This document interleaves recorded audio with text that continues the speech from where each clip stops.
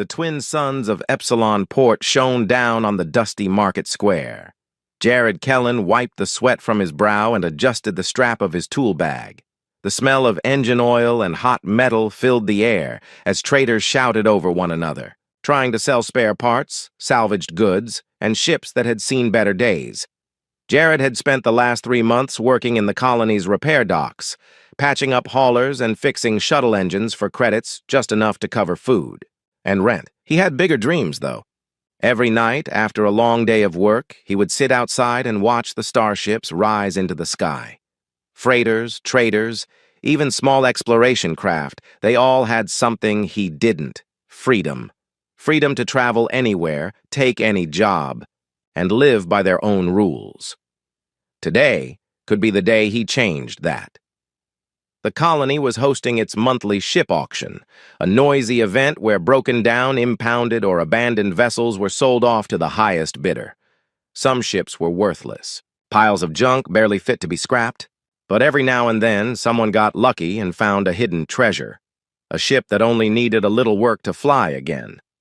Jared intended to be that someone. He joined the crowd gathering near the main auction stage. A row of ships sat parked behind a tall fence, each tagged with a lot number. Loudspeakers crackled as the auctioneer's voice boomed across the yard. Lot 17, Blue Comet, short-range shuttle, missing one engine, starting bid at 2,000 credits. The bidding began. Jared watched with mild interest, but kept his credits in his pocket. The Blue Comet wasn't worth the trouble. Replacing a missing engine would cost more than the shuttle itself. Ship after ship rolled by.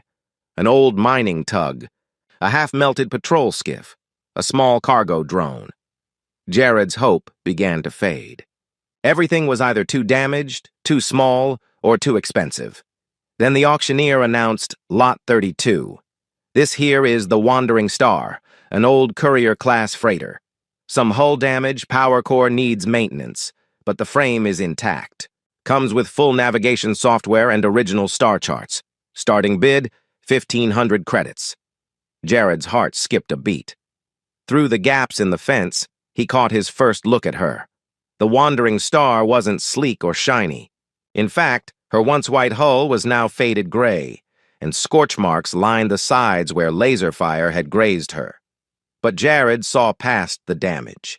The ship's design was sturdy, functional, the kind of vessel that could take you across the stars. If you treated her right, 1,500 credits was low, very low for a courier-class ship, even in bad shape. Something wasn't right. But Jared's gut told him this could be his chance. The bidding started slow. 1,500, called a man in a grease-stained jumpsuit. 1,600, Jared said, raising his hand. A few more bids trickled. In 17, 18, but then silence. The auctioneer's eyes scanned the crowd. Going once, going twice. Sold. Lot 32, to the young man in the brown jacket. Jared's pulse quickened. He had just bought a ship. Claiming the prize, the transaction was quick. Jared handed over his credits and signed a data slate, officially transferring ownership of the Wandering Star to his name. The clerk barely glanced at him before waving him toward the docking area. As he walked toward his new ship, Jared felt a mix of excitement and nervousness. He was now the captain, well, the owner at least, of a starship. She wasn't much to look at yet, but he could already imagine her after a few weeks in the repair bay. Up close, the Wandering Star looked even more worn than from a distance. The hull plating was dented, and a few panels were missing entirely. The boarding ramp groaned as it lowered, dust falling from the hinges. Jared stepped inside, the scent of old metal and stale air greeting him. The interior lights flickered weakly, and the corridors echoed with his footsteps. The ship's design was simple. A central passage leading to the cockpit in the front, crew quarters along the sides, and a cargo bay at the rear. The cockpit was dusty but intact, with an old-style control console that Jared recognized from his repair work. It was outdated but reliable. With the right care, this ship could be space-worthy again. He moved through the crew quarters, noting the empty bunks and personal lockers. Most had been stripped of belongings, but one door caught his eye. It was sealed, the panel next to it flashing a soft red light. Curious, Jared tried the manual release, but it wouldn't budge. The locked room Jared knelt beside the door and examined the control panel. It wasn't damaged. It was deliberately locked with an old security code. Whoever had owned the ship before didn't want this door opened. Of course, that only made Jared more determined to open it. He retrieved a small toolkit from his bag and began bypassing the lock. It was tricky work, but Jared had spent years repairing systems under worse conditions. After a few minutes, the panel gave a soft beep, and the red light turned green. The door slid open with a hiss. Inside was a small chamber lit by a single overhead lamp. The walls were lined with storage crates, but in the center of the room stood something unexpected. A large, glass-covered pod. Frost clung to its edges, and inside, a figure lay motionless. Jared froze. The figure was humanoid, but clearly not human. Her skin was a soft shade of silver blue, almost glowing in the dim light. Her hair was long and pale, drifting slightly in the cryo-fluid. She wore what looked like ceremonial armor, delicate metal plates in intricate patterns with a crest on the chest that Jared didn't recognize.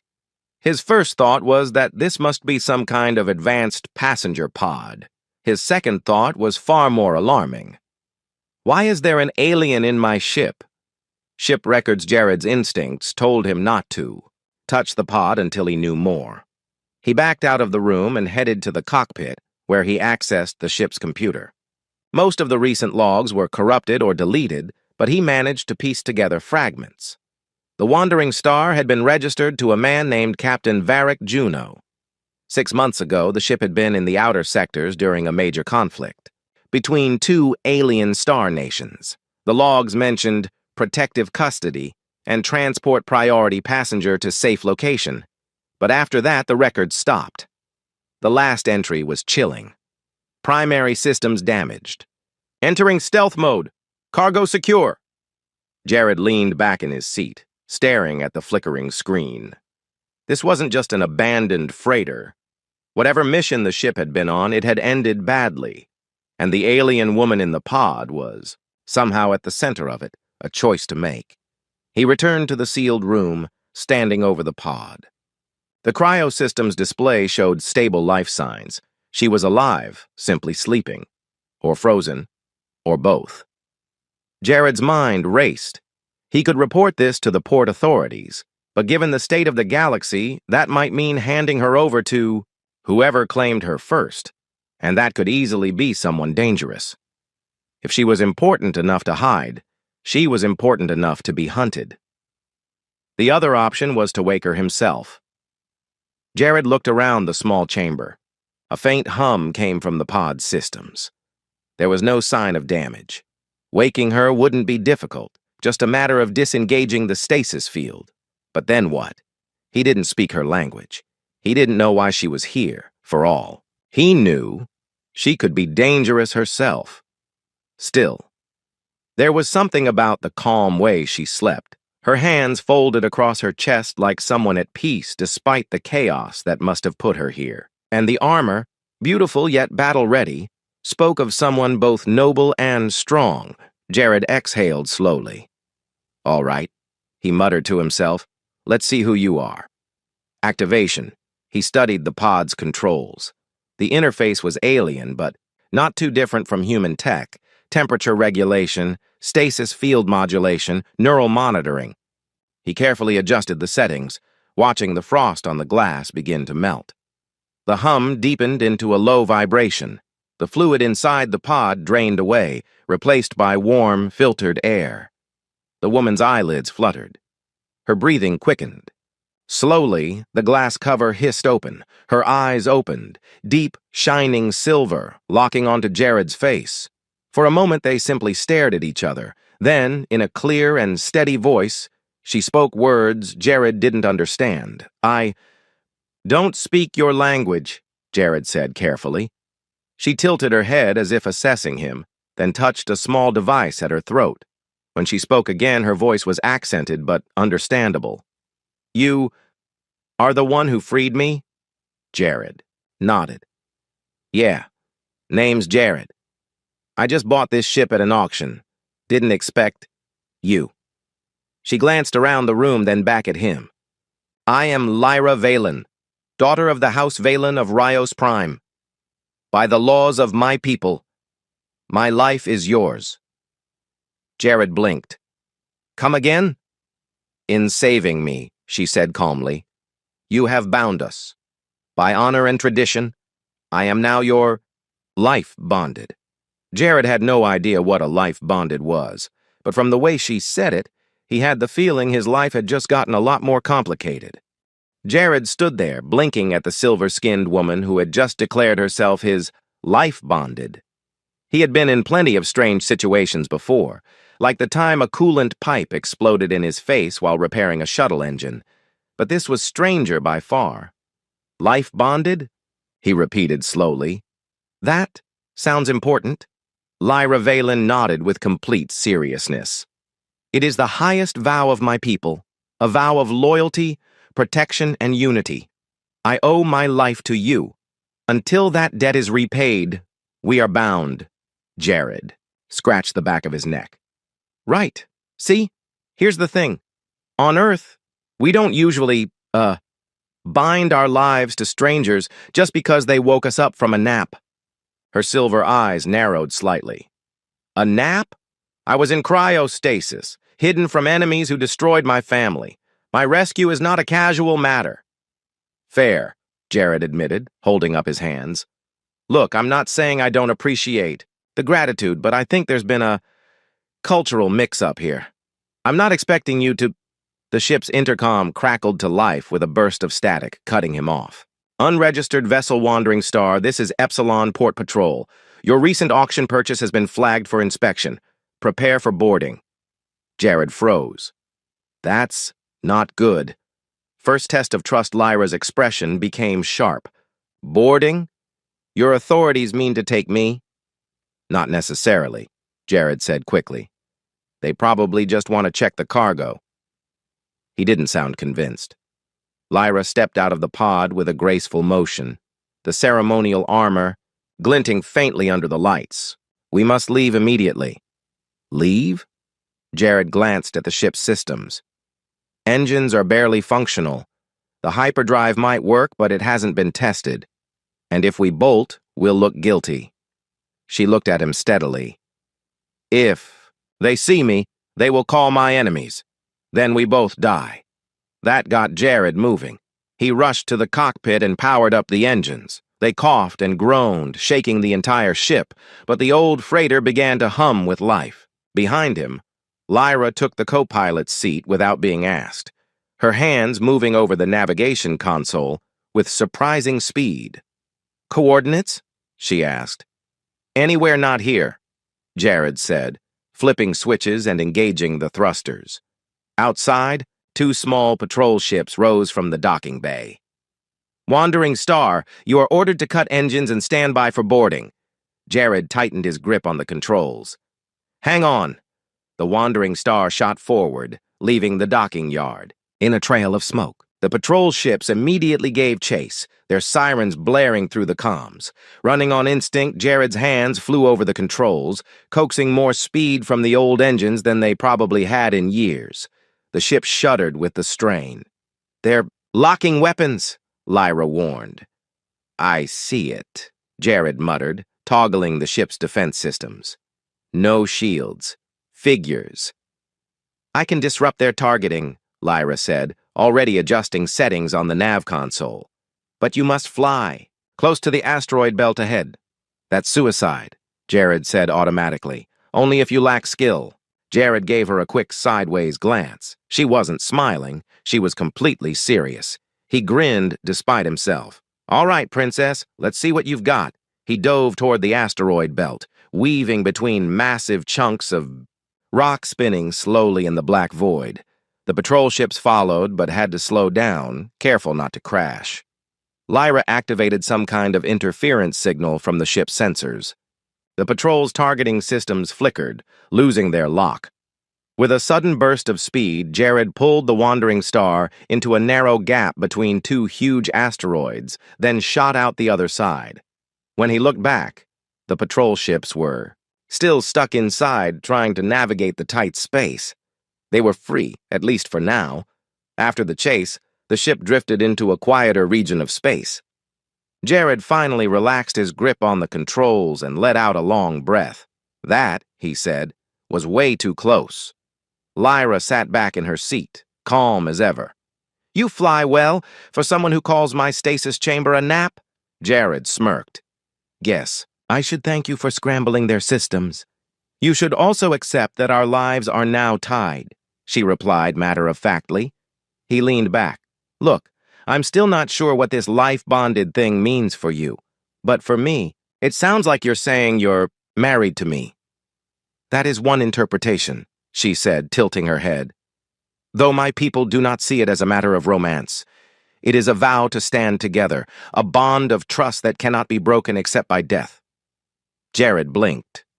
"That's dramatic." "It is survival," Lyra corrected. "Who she is." They moved to the small mess room, where Jared poured himself a drink from the water recycler and offered Lyra one. She refused politely. "All right," he said, sitting opposite her. "Let's start over. Who exactly are you and why were you frozen in my ship?" "I told you. I am Lyra Valen, daughter of the House Valen. My family ruled the Rhyonic Confederacy until the Great Betrayal. A coup led by my cousin destroyed our homeworld. My parents were killed. Loyalists smuggled me away in this vessel to escape execution." Jared frowned. "And Captain Juno? The ship's last owner?" Her gaze darkened. "He was my protector. He fought to reach a safe port, but we were attacked.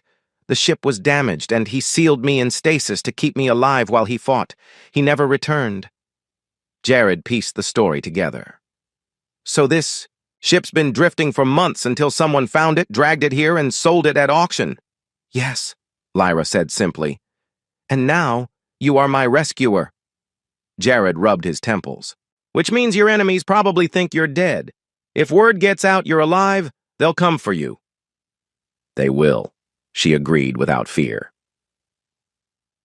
The problem with staying put, Jared knew Epsilon Port was dangerous enough without having assassins and bounty hunters on his trail. Staying near the colony was asking for trouble. "We need a plan," he said. "Someplace to lay low until I can fix the ship properly." Lyra considered this.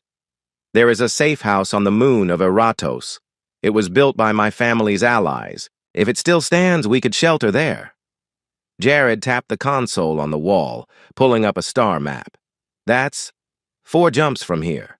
Hyperdrive's shaky at best. Then we repair it," Lyra said simply, as if it were obvious. Working together, over the next several hours, they worked side by side in the engine room. Jared was surprised at how much Lyra understood about the ship's systems. While he handled the mechanical repairs, she calibrated the energy regulators with precision. At first they spoke little, but as the hours passed, their conversation grew easier. "You humans," Lyra said while adjusting a coolant valve, "you adapt quickly. You fix things with, what is the word? Improvisation." Jared grinned. "Yeah, we're good at making do with what we have." "In my world," she continued, "such repairs would take a team of trained engineers and several days." "In mine," Jared replied, "we call that Tuesday." She gave a small, rare smile. "Perhaps binding my life to yours was not a mistake." Trouble finds them. They were halfway through testing the hyperdrive when the ship's sensors beeped sharply. Jared hurried to the cockpit. A single contact was approaching, fast. Lyra followed, scanning the readings. "That is not a patrol ship. The vessel that appeared on the display was sleek and black, with a jagged emblem Jared didn't recognize. It was smaller than the Wandering Star, but its weapon systems were far superior." The comms crackled. A cold, distorted voice spoke. "Unidentified freighter. You are carrying property that belongs to us. Surrender it, and you may live." Jared's gut tightened. "I'm guessing they're not talking about my spare parts." "They know I'm here," Lyra said, her voice steady. We must jump now. The hyperdrive's not ready, Jared said. It could tear the ship apart. Then fly as you did before, Lyra replied. And trust me, fight or flight. The enemy ship opened fire, red bolts streaking past. Jared swerved, pushing the freighter to its limits. Lyra manned the secondary console, activating whatever defensive measures the wandering star still had. Chaff bursts, signal, flares, even a few low-powered plasma turrets. The chase felt longer than the asteroid run earlier. The enemy ship stayed close, matching every maneuver. Jared's hands sweated on the controls. Finally, Lyra said sharply, Now! Engage the drive! Jared hesitated for only a second before slamming the activation lever forward. The hyperdrive roared, the stars outside stretching into streaks of light. For a terrifying moment, alarms screamed and the ship rattled violently. Then, silence. They were in hyperspace. A fragile piece, Jared sagged in his seat, breathing hard. We're alive. For now, Lyra said. But our enemies know we travel together. They will not stop. He gave a small laugh. I'm starting to think this life bond thing of yours comes with more danger than benefits. It comes with loyalty, Lyra said quietly. And if you will have it, my protection. Jared glanced at her, meeting her calm silver gaze. He wasn't sure yet if he wanted that kind of bond, but in this moment, he was glad she was there. The wandering star sailed through hyperspace, its engines humming with an uneven rhythm. Jared could feel the slight vibration under his boots as he checked the readouts from the pilot's seat. The ship was holding together. For now. Behind him, Lyra sat at the navigation console, studying the glowing star map. Her silver-blue fingers traced the lines between systems. We will reach the Eratos moon in 32 standard hours, she said without looking up. Assuming nothing else goes wrong, Jared replied. This ship's hyperdrive is still limping. Lyra gave a calm nod. Then we fix it along the way. Jared had learned something in the last day. Lyra never wasted words. She said what needed saying, no more, no less. It was different from the loud, joking crews he had worked with in repair docks. She carried herself like someone used to command, but she worked beside him without complaint. A working partnership, over the next few hours they worked together on the ship's many problems. Jared patched a hairline crack in the coolant pipe, while Lyra cleaned corrosion from the power couplings. She didn't mind getting her hands dirty, though she moved with a kind of grace that made even mechanical work look deliberate. They didn't speak much at first. But in the quiet hum of the engine room, words eventually came. You fight well, Lyra said, tightening a bolt on the coolant housing. In the asteroid field, you moved like you had flown those routes many times. I've never flown them before, Jared admitted, but I've fixed ships for years. You get a feel for how things move, ships, engines, even rocks in space. She tilted her head. You see patterns? Jared shrugged. Guess so. Comes in handy when your ship's about to be shot to pieces. For a moment, Lyra almost smiled. Shadows of the past later, as they shared a simple meal in the mess room, Jared asked, So, if we make it to Eratos, what then? You planning to stay there? Lyra set down her cup. If the safe house remains untouched, it will have supplies and communications equipment. I can contact loyalists still hidden among my people. And if it's not safe, then we keep moving, she said simply. Jared nodded, but he could see something flicker in her expression, something heavier than just caution. You're worried about more than bounty hunters, aren't you? She hesitated before answering. When I was taken from my home, it was not by strangers. It was by soldiers wearing my family's crest. Someone close to us betrayed us. I do not know who still lives, or who I can trust. Jared leaned back. That means we can't trust anyone we meet. It means, Lyra said quietly, we must be careful with everyone. Trouble ahead. The ship's sensors beeped, breaking their conversation. Jared went to the cockpit, Lyra close behind. A single contact appeared on the display far ahead. It wasn't moving, just floating in the black. Could be debris, Jared said, or a ship waiting for someone. Or a trap, Lyra added. Jared slowed the wandering star as they approached. The contact resolved into the shape of a medium-sized freighter. Lights off, no transponder signal. It looked dead in the water. Jared frowned. Could be a distress situation. It could also be bait, Lyra said. Pirates sometimes fake power failures. Yeah, I've seen that before. Jared studied the readings. No life signs, but the scanner's picking up faint energy. Lyra's voice was firm. We do not stop.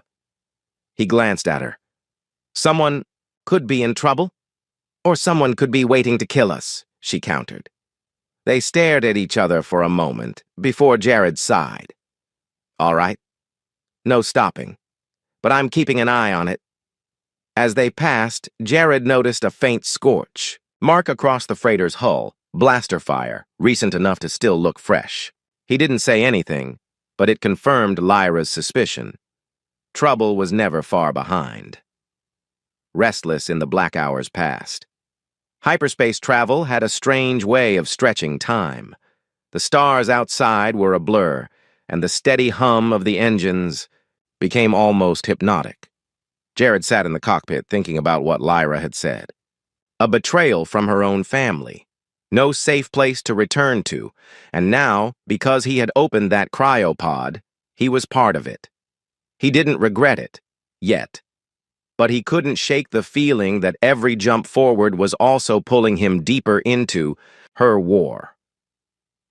Lyra entered the cockpit quietly. You are awake still. Couldn't sleep, Jared said. Too many things on my mind. Worry wastes strength, she said, settling into the co-pilot's seat. Better to prepare than to fear. That's easy for someone who's been in battles before, Jared said with a faint smile. She looked out at the streaking stars. It is not easy. It is necessary. Ambush in deep space. The sensor alarm blared without warning. Jared's eyes snapped to the screen. 3 ships dropping out of hyperspace right behind them. Sleek, angular designs. Weapons hot. They were tracking us, Lyra said sharply. Guess they got tired of waiting, Jared muttered, pushing the throttle forward. Hang on. The wandering star surged ahead, but the enemy ships were faster. Laser fire streaked past, rocking the hull. Jared juked left then right, weaving through space to throw off their aim. Shields are minimal, Lyra warned. We cannot take many hits. I know, Jared said, scanning for options. A dense asteroid cluster appeared on the nav display, only a few thousand kilometers ahead. I'm sensing a theme here, he said. Lyra's eyes narrowed. You think you can lose them inside? I think I can make them regret chasing us. The chase Jared dove into the asteroid cluster, the freighter weaving between massive rocks. The enemy ships followed, firing whenever they had a clear shot. Lyra activated the ship's rear-facing turrets, sending bursts of plasma at the pursuers. One is falling back, she reported. Jared grinned. Good. Let's make it 2. He steered toward a narrow gap between 2 spinning asteroids. The wandering star slipped through, scraping its hull. One of the enemy ships tried to follow, too close, and clipped an asteroid. The impact sent it spiraling out of control. 2 down, Lyra said. The last enemy ship stayed on their tail. Jared spotted a huge asteroid ahead with a deep crater. An idea sparked in his mind. Hold tight, he said, diving straight toward the crater. At the last second, he pulled up, skimming the crater's edge. The enemy ship followed, too fast to adjust, and smashed into the crater wall in an explosion of light. Lyra allowed herself a small nod. Impressive, Jared grinned. I aim to please. What they learned. Once clear of the asteroid cluster, they ran a full scan of the area. No more ships were following. They knew where to find us, Jared said, leaning over the console. That means someone is feeding them our location. Lyra's expression darkened. Then the betrayal runs deeper than I thought. These hunters are not random. They work for my cousin. Jared sat back. If that's true, we're going to need more than just a safe house. Lyra's voice was steady. We will need allies, but allies require proof. Proof of what? That my cousin was the one who destroyed our house. And that I still live. Jared looked at her. And I guess you have a plan to get that proof. I know where it is kept, she said. But getting there will be dangerous. Jared gave a short laugh. Dangerous is starting to sound like our normal. A new heading. They set course for Eratos again, but now with a secondary goal. To find the evidence Lyra spoke of. Jared wasn't sure what that would lead to, but the determination in her voice told him she wouldn't rest until it was done. For now, they had survived another chase, learned more about their enemy, and, though Jared wouldn't admit it out loud, begun to trust each other in a way that felt real. As the wandering star slipped back into the quiet hum of hyperspace, Jared glanced at Lyra. You know, he said, when I bought this ship, I just wanted to haul cargo. Now I'm running, from assassins and planning political missions. You regret it? Lyra asked. The wandering star emerged from hyperspace above the pale gray moon of Eratos. Its surface stretched out like a scarred desert, broken by craters and jagged mountain ridges. Jared leaned over the cockpit's controls, scanning for the coordinates Lyra had given him. There, she said, pointing to a narrow canyon on the northern hemisphere. The safe house is hidden in those cliffs. Jared zoomed in the display. Looks quiet. No heat signatures. It was built to stay hidden, Lyra said. But there was no relief in her voice. Only caution. The freighter descended through thin atmosphere, the engines echoing faintly in the silence. Jared guided the ship into the canyon, weaving between high stone walls. Finally, a section of rock shimmered faintly, revealing a camouflaged landing platform. That's clever, Jared admitted as the wandering star touched down. Almost didn't see it. Lyra unbuckled her harness. We go in together. Right, Jared said, grabbing his toolkit and a small sidearm, just in case. Entering the safe house, a steel hatch opened from the platform into a narrow tunnel. The walls were lined with old energy lamps, most still working. Their footsteps echoed as they moved deeper inside until the tunnel widened into a larger chamber. It was simple but functional, a long table, storage crates, a bank of communication. Consoles against the far wall. A faint layer of dust covered everything, but the air was clean. Lyra moved to the consoles immediately, her fingers dancing over the controls. Power core is still active. Good. Jared opened a few crates. Water containers, sealed ration, packs, some spare tools. Supplies are decent. You could hole up here for a while. That is not our goal, Lyra said without looking up. I need to send a coded message to my loyalists. We must learn what has happened since my disappearance. Jared nodded. I'll check the perimeter, make sure we're alone. First signs of trouble. Outside, the canyon was still and silent.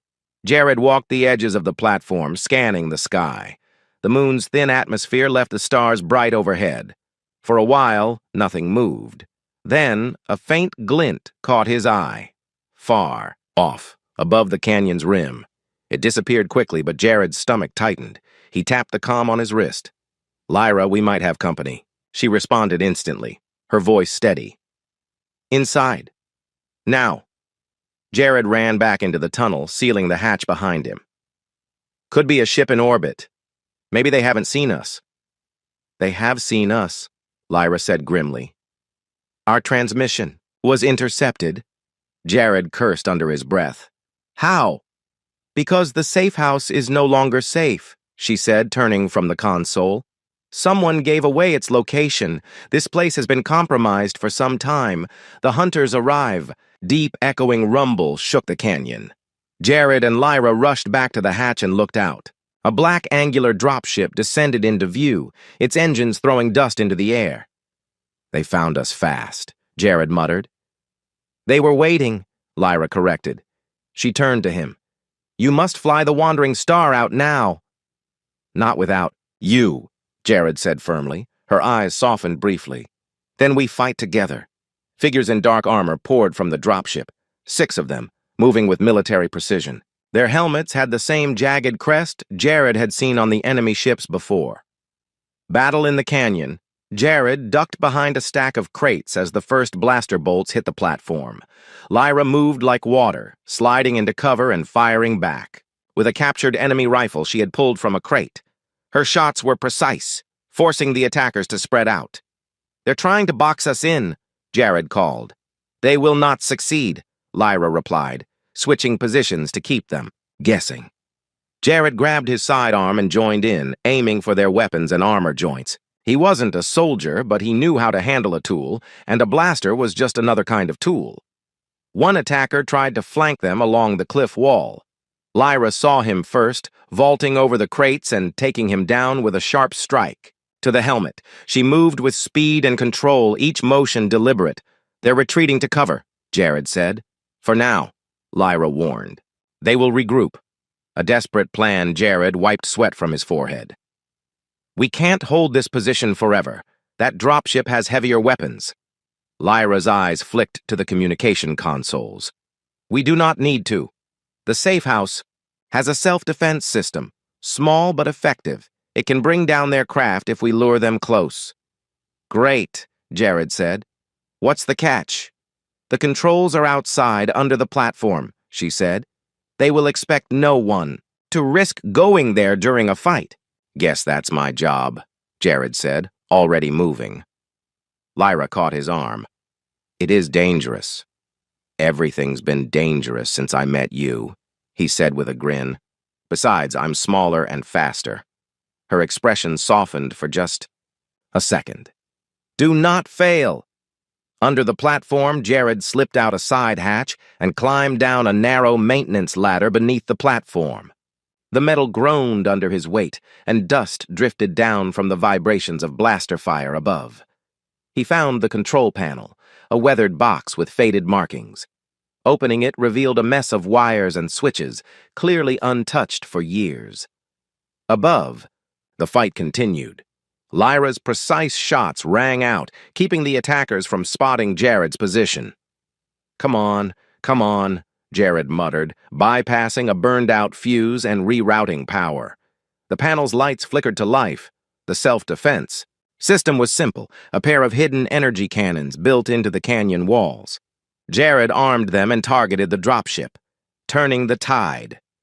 The cannons fired with a deafening crack. Twin bolts of energy slammed into the dropship's side, tearing through armor.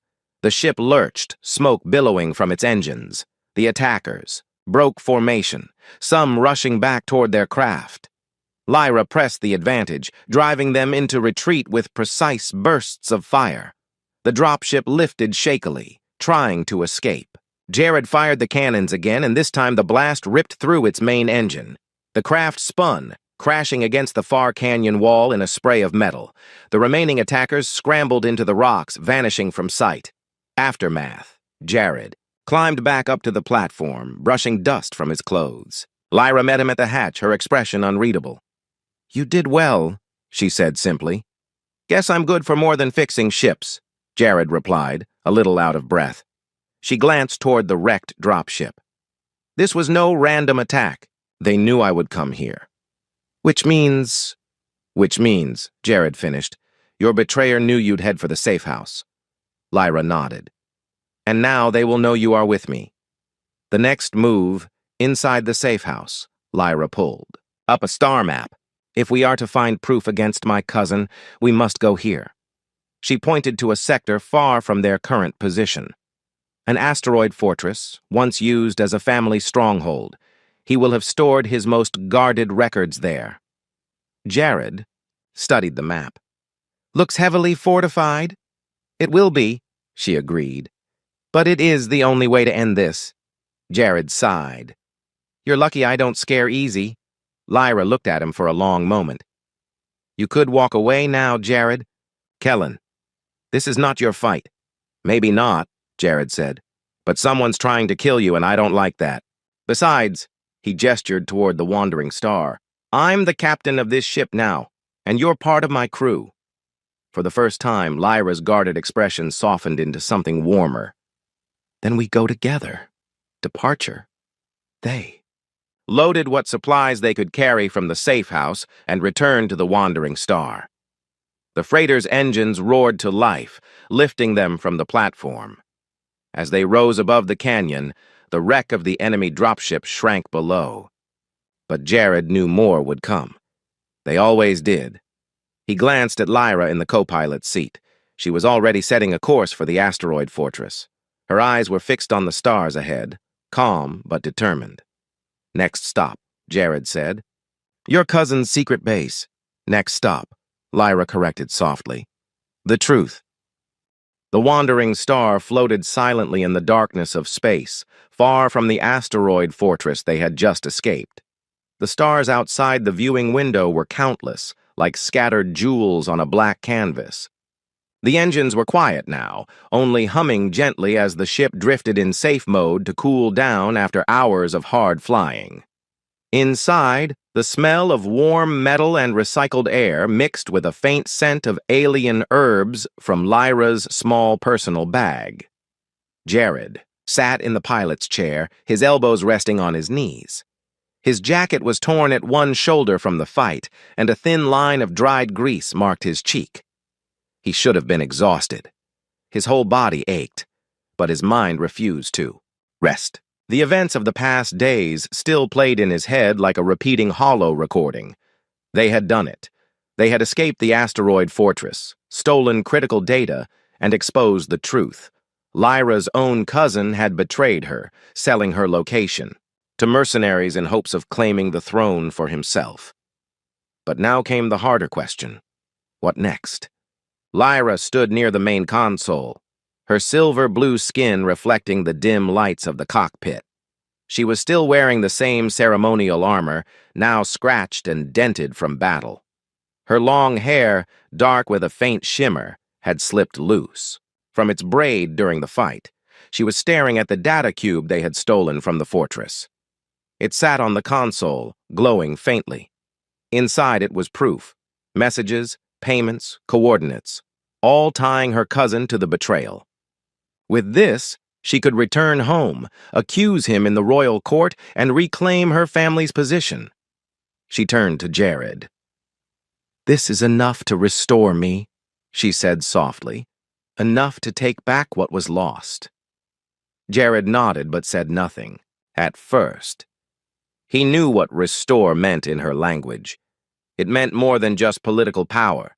It meant responsibility, leadership, and endless duty to a people who had nearly forgotten her. He leaned back in his chair. If you go back, you'll be stuck there, won't you? Always watching your back, always playing their game. Lyra tilted her head, studying him. That is what it means to rule. You already know this. Yeah, Jared said. But is that what you want? She hesitated. For the first time since they met, she looked uncertain. Lyra Valen was not a woman who doubted easily. She had faced pirates without flinching and fought her way through an asteroid fortress without fear. But this question, what she wanted, was one she hadn't allowed herself to think about. Want? She repeated slowly, as if tasting the word. I have thought only of duty, of survival. Exactly, Jared said, leaning forward. You've been running because someone else tried to decide your future for you. Now you've got a choice. You could go back, or... He paused, watching her carefully.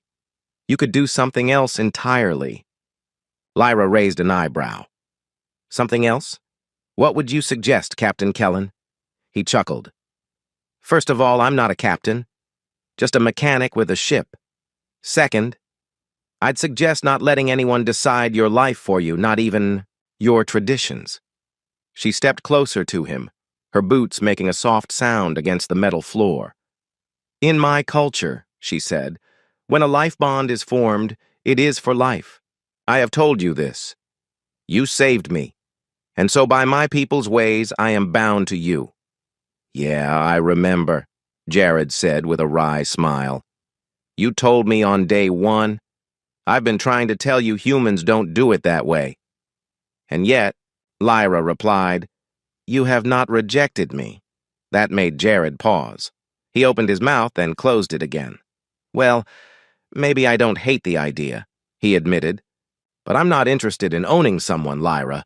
If you stayed with me, it'd have to be because you wanted to, not because of some old rule from a planet I've never even seen."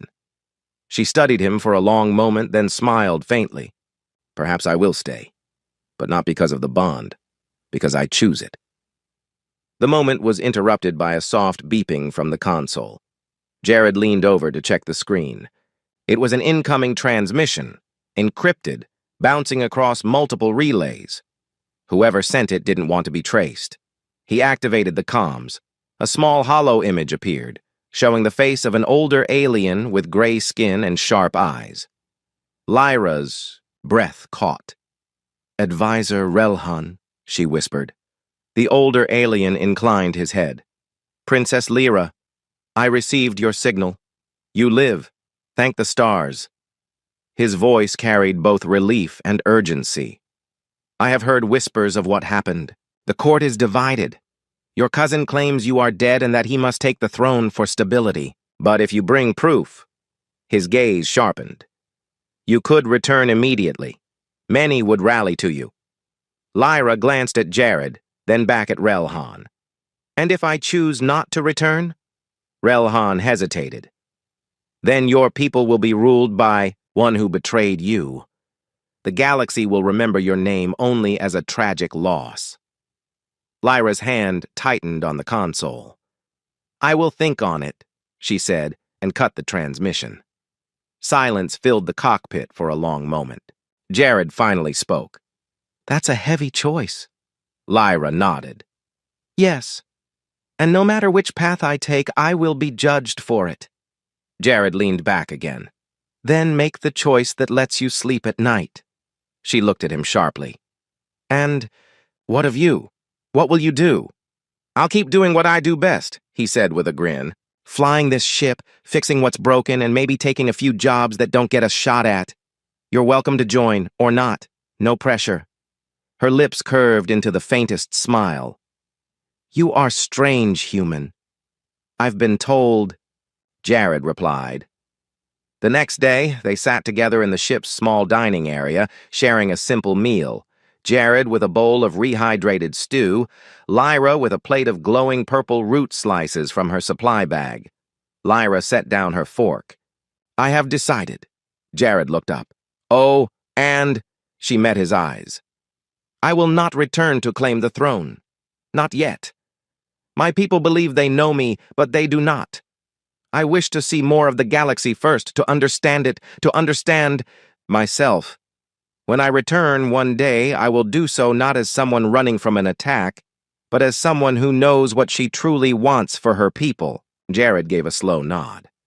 "That's actually a really good plan. And," she added, "if I travel with you, I will see much. You seem to attract trouble wherever you go." He grinned. "That's not my fault. Trouble just has good taste." Over. The next few days, they worked together to make the wandering star truly theirs. Jared replaced damaged wiring, patched holes in the hull, and upgraded the shields with parts salvaged from old jobs. Lyra, for her part, adjusted the navigation system, adding secret routes and safe harbors known only to her people. During breaks, they talked about human and alien customs, about food, about the strange ways the galaxy worked. Lyra laughed, more now, and Jared found himself smiling at the sound. One evening, while running a diagnostic on the engines, Lyra came to stand beside him. "You humans," she said thoughtfully, "are unlike any species I have met. So fragile in body, yet so unyielding in will. You adapt. You survive. Even when you have nothing, you find a way." Jared shrugged. "That's just how we are." "It is why you are dangerous," she continued, "and why you are remarkable." He looked at her, trying to read her expression, but she had already turned away, pretending to study the console. Their first new job came sooner than expected, a small cargo run to a mining colony in a remote sector. It wasn't glamorous, but it paid enough to keep the ship running. As they prepared to jump to hyperspace, Lyra stood beside Jared in the cockpit. "Ready?" he asked. She gave a firm nod. "Set the course, Captain." Jared laughed. "Still not a captain, but fine. Let's go." The engines roared to life, and the stars outside stretched into streaks of light as the wandering star leapt into the unknown. Lyra glanced at him one more time. In her private log later that night, she would write, "Humans are not the strongest, nor the fastest, nor the most advanced, but they are the most adaptable. And one human mechanic has shown me that survival is not enough. Life must also be lived." The wandering star disappeared into hyperspace. Two unlikely partners charting a course toward adventures neither could predict. And somewhere in the vast darkness between stars, a bond had formed, not by tradition, not by law, but by choice.